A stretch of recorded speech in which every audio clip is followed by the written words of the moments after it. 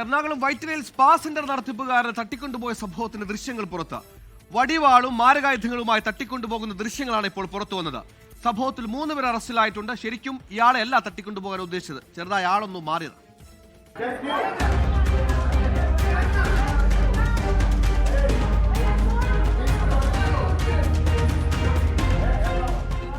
കഴിഞ്ഞയാഴ്ചയാണ് വൈറ്റിലയിലെ spa centre നടത്തിപ്പുകാരനായ Mangalapuram സ്വദേശി നന്ദനെ 4 അംഗ സംഘം ചേർന്ന് തട്ടിക്കൊണ്ടുപോയത്. സ്പാ സെന്ററിലെത്തിയ സംഘം വടിവാളും മാരകായുധങ്ങളുമായി സ്ഥലത്ത് ഭീകരാന്തരീക്ഷം സൃഷ്ടിക്കുകയും ചെയ്തു. സ്പാ സെന്ററിലുണ്ടായിരുന്ന സ്ത്രീകളെ അടക്കം ഭീഷണിപ്പെടുത്തുന്ന ദൃശ്യങ്ങളാണ് പുറത്തുവന്നത്.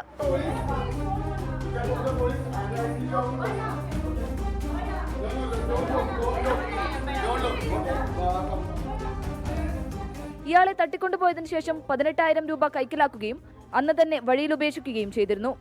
സംഭവത്തിൽ എറണാകുളം സ്വദേശികളായ അരുൺ ഷാലി, അക്ഷയ്, അർജുൻ ബാബു എന്നിവരെ പോലീസ് അറസ്റ്റ് ചെയ്തിരുന്നു. മറ്റൊരു സ്പായിലെ ജീവനക്കാരനെ ലക്ഷ്യം വെച്ച സംഘം ആളുമാറി നന്ദനെ പിടികൂടിയതാണ് എന്നാണ് സൂചന. സംഭവത്തിൽ പോലീസ് വിശദമായ അന്വേഷണം നടത്തിവരികയാണ്. 24 കൊച്ചി.